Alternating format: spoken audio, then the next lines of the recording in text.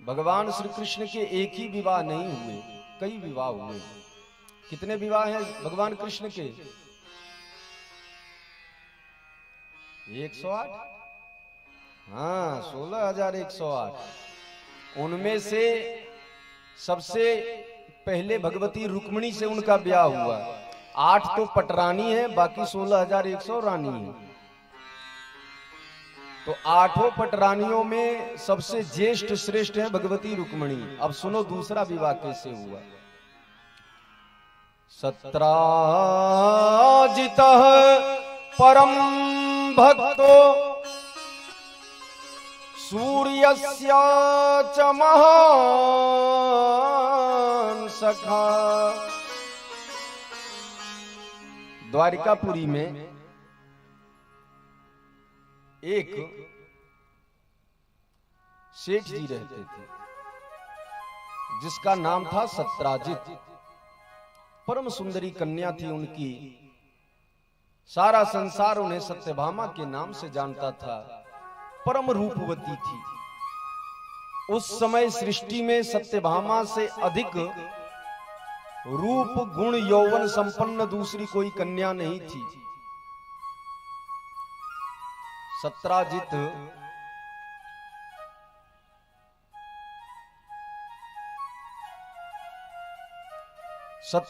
ने भगवान श्री सूर्य नारायण की बड़ी आराधना की थी, जिसके प्रभाव से सूर्य भगवान ने उनको स्यमंतक नामक मणि प्रदान की। उस मणि का यह प्रभाव था, जहां वो मणि रहता था वहां पर दुर्भिक्ष, अकाल, रोग, कष्ट ये सब तो कुछ आते ही नहीं थे। लेकिन 8 भार सुवर्ण रोज वो अपने प्रभाव से देता था। अब जो सुनार होंगे वो बता सकते हैं कि भार का, एक भार में कितने सोने होते हैं। 8 भारान, 8 भार सुवर्ण प्रतिदिन देता था। तो द्वारिका के राजा उग्रसेन के अलावा पूरी द्वारिका नगरी में सबसे बड़ा धनवान वही था, सत्राजित। एक दिन वो अपने गली में उस स्यमंतक मणि को धारण करके और पहुंच गया द्वारिका के दरबार में। सभा लगी हुई थी, महाराज राज सिंहासन पर विराजमान थे। यहां से वहां तक मंत्रीगण अपने अपने आसन पर विराजमान थे। और मध्य में से होकर के जब सत्राजित जाने लगे तो उसकी मणि की चमक इतनी थी, सारे दरबारियों ने आंख बंद कर लिए और कहे, प्रभु लगता है साक्षात सूर्य नारायण आपका दर्शन करने के लिए आ रहे हैं। भगवान श्री कृष्ण मुस्कुराए और बोले कि ये सूर्य नारायण नहीं, भगवान सूर्य के कृपा पात्र परम तेजस्वी सत्राजित हैं। भगवान कृष्ण के सम्मुख जैसे जैसे वो आते गए वैसे वैसे सत्राजित के मणि का प्रभाव कम होता गया। हम अंधेरे कमरे में दीपक को जलाएं तो दीपक की रोशनी का महत्व पता चलेगा, लेकिन दीपक निकल लेकर के आप बाहर निकल जाओ, जैसे जैसे सूर्य की किरणों के सम्मुख आप होते जाओगे तो दीपक का तेज समाप्त होता जाता है। अरे स्यमंतक मणि में कितना तेज होगा। संपूर्ण तेज के स्वामी तो भगवान श्री कृष्ण हैं। जैसे ही भगवान श्री कृष्ण के सम्मुख सत्राजित पहुंचा, उसका मणि का प्रभाव कम हो गया। दरबार समाप्त जब हुआ, सत्राजित वहां से जाने लगा तो भगवान श्री कृष्ण एकांत में ले जाकर सत्राजित को कहते हैं कि हे सत्राजित, आपके गले में जो मणि है इसको आप राजकोष में रखवा दीजिए। सत्राजित ने हां या ना का जवाब नहीं दिया और वहां से चलते बना। उसने सोचा, लगता है द्वारिकाधीश को हमारे मणि के प्रति लोभ जाग गया है। जबकि भगवान श्री कृष्ण ने उचित कहा था। उन्होंने ये सोचकर कहा था कि देखो, अमूल्य संपत्ति किसी के पास भी हो, किसी भी नागरिक के पास हो, उस पर राजा का अधिकार होता है कि नहीं। अभी जमीन आपकी है और इस जमीन पर सोना निकल जाए तो वो सोना किसका होगा? सरकार का होगा ना। भाई अमूल्य संपत्ति रखोगे तो जान का खतरा बना रहेगा। चोर लुटेरे आपका पीछा करेंगे, कोई गुणी व्यक्ति पीछा नहीं करेगा। भगवान ने तो ये सोचकर कहा था, सत्राजित ने गलत अर्थ लगाया। सत्राजित वहां से अपने घर गया। दूसरे दिन उसका छोटा भाई प्रसेनजित जिसका नाम था, उसने अपने गले में वो मणि धारण करके जंगल में शिकार करने चला गया। गया तो सही, लेकिन लौट कर आया नहीं। सत्राजित ने सारे नगर में शोर मचा दिया कि हमारे भाई को मरवा करके मणि कृष्ण ले लिए। भगवान श्री कृष्ण ने कहा, कब हमने चौथ का चंद्रमा देखा, ये जो कलंक आ गया मुझे। खैर 2-4-10 सम्मानित नागरिक जनों को लेकर के जंगल में प्रसेनजित की खोज करने चले। प्रसेनजित की खोज में भगवान गहन वन में चले गए। देखा तो प्रसेनजित मरा पड़ा है और उसके पास से ही सिंह के पद के चिन्ह हैं। उन चिन्हों का अनुसरण करते करते करते वो ऐसी जगह पहुंचे जहां सिंह भी मरा पड़ा था और वहां से एक विशालकाय रीछ के पैरों के निशान दिखाई पड़े। उस निशान का पीछा करते करते वो वहां पहुंच गए जहां से अंधेरी गुफा प्रारंभ होती थी।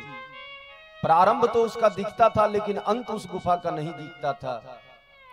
भगवान ने नागरिकों से कहा, हे नागरिकों, आप लोग यहीं बाहर ठहरो और जब तक मैं न कहूं, जब तक मैं लौट कर ना आऊं, तब तक आप लोग प्रतीक्षा करना। लेकिन मुझे आशा है कि 8-10 दिन में लौट के मैं आ जाऊंगा। अगर नहीं आया तो जा करके आप लोग अपने नगर में विश्राम करना। इतना कहकर भगवान तो भीतर चले गए और भीतर जा करके जब उन्होंने गुफा के मध्य का स्थल देखा तो क्या देखते हैं, एक छोटा सा बालक उस मणि को अपने आगे रख करके उसकी रोशनी में खेल रहा है। जैसे ही भगवान श्री कृष्ण की गंध उस बालक ने पाई, जोरों से चिल्ला पड़ा। उसके चिल्लाते ही वहां पर रीछपति जामवंत जी आ गए। ये जामवंत वही है जो श्री राम दल में सेनापति प्रधानमंत्री हुआ करते थे। गोस्वामी जी ने लिखा है ना, जामवंत मंत्री अति बूढ़ा, सो की होई अब समरारूढ़ा। लेकिन बड़े पराक्रमी थे, बहुत अत्यंत पराक्रमी। वो बीच में कूद पड़े और बिना कुछ सोचे समझे भगवान श्री कृष्ण से घनघोर युद्ध प्रारंभ कर दिया। 28 दिन तक युद्ध चला है। अंत में भगवान ने कहा, अब इनकी युद्ध पिपासा समाप्त हो रही है। एक मुक्का खींच के मारा, जामवंत चरणों में गिरा। जैसे ही चरण पर दृष्टि पड़ी, नेत्र सजल हो उठे, भाव विभोर हो गया, हाथ जोड़ करके उठकर खड़ा हो गया और कहा, प्रभु आप मेरा परीक्षा ले रहे हैं? आप हमारे ठाकुर श्री राम हैं। श्री कृष्ण मुस्कुराए और बोले, हाँ अब तुमने ठीक पहचाना। तो प्रभु इस भक्त की क्यों परीक्षा ले रहे थे? भगवान ने कहा, जामवंत जी याद करो, आप जब रावण युद्ध के पश्चात आप मेरे पास आए थे और कहे थे कि हे प्रभु मेरी युद्ध की पिपासा अभी शांत नहीं हुई। एक बार केवल जामवंत जी को रावण से लड़ने का अवसर आया था और एक ही बार में जामवंत जी ने रावण को ऐसा मारा कि रावण वहां से लंका में जाकर के गिरा। दोबारा रावण भिड़ने की हिम्मत नहीं किया जामवंत जी से। तो जामवंत जी की युद्ध पिपासा अधूरी थी। उन्होंने कहा, प्रभु आप कृपा करो, मेरी युद्ध पिपासा शांत कीजिए। भगवान श्री राम ने कहा कि जामवंत जी, इस अवतार में मैं आपका स्वामी बन करके हूं, आप मेरे सेवक हो। और वो स्वामी ही क्या, जो सेवक से 2-2 हाथ करने लगे। कई लोगों की आदत होती है, सेवकों पर बहुत चिल्लाते हैं, नौकरों पर बहुत चिल्लाते हैं। अरे भाई वो भी व्यक्ति है, वो भी आदमी है। कई लोग तो इतने बुरे शब्दों का प्रयोग करते हैं जो स्वयं को सुनने में अच्छा ना लगे। भगवान श्री राम ने कहा, जामवंत जी आपकी ये इच्छा पूर्ण होगी, लेकिन आप प्रतीक्षा करो। आज श्री कृष्ण कर रहे हैं कि वही युद्ध पिपासा शांत करने के लिए मैं तुम्हारी गुफा में आया। जामवंत जी ने कहा, प्रभु आपने ठीक किया जो आप मेरी इच्छा को पूर्ण किए, लेकिन आपने एक और वचन दिया था। वो क्या? जामवंत जी ने कहा, मेरी एक पुत्री उस समय भी थी जिसका नाम जाम्बवती था।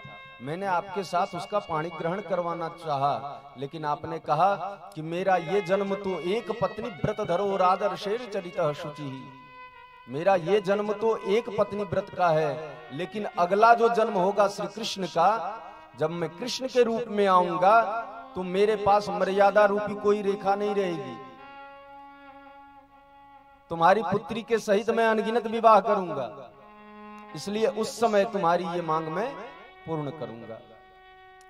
जामवंत जी ने आज भगवान को स्मरण दिलाते हुए कहा, प्रभु ये रही मेरी पुत्री जाम्बवती, इसका आप पाणी ग्रहण करें।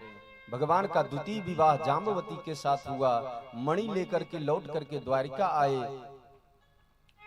सत्राजित को सभा में बुलवाया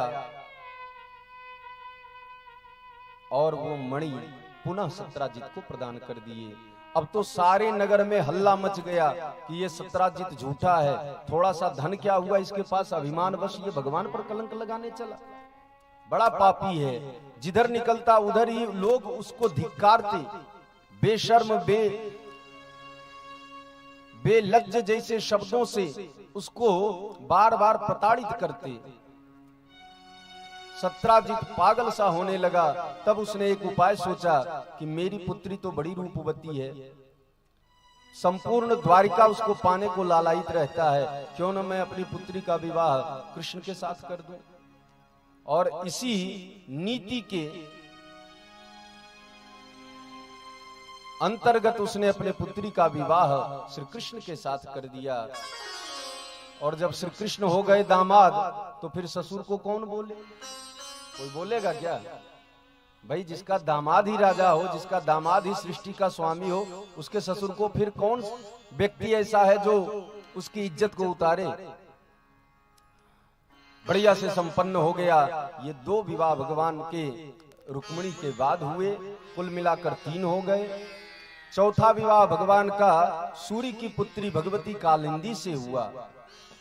5वां विवाह भगवान का नागनजिति के साथ हुआ। 6वां विवाह भगवान का मित्रवंदा के साथ हुआ। 7वां विवाह भगवान का सत्या के साथ हुआ। और 8वां विवाह भगवान का लक्ष्मणा के साथ हुआ। ये 8 हैं भगवान की पटरानियां।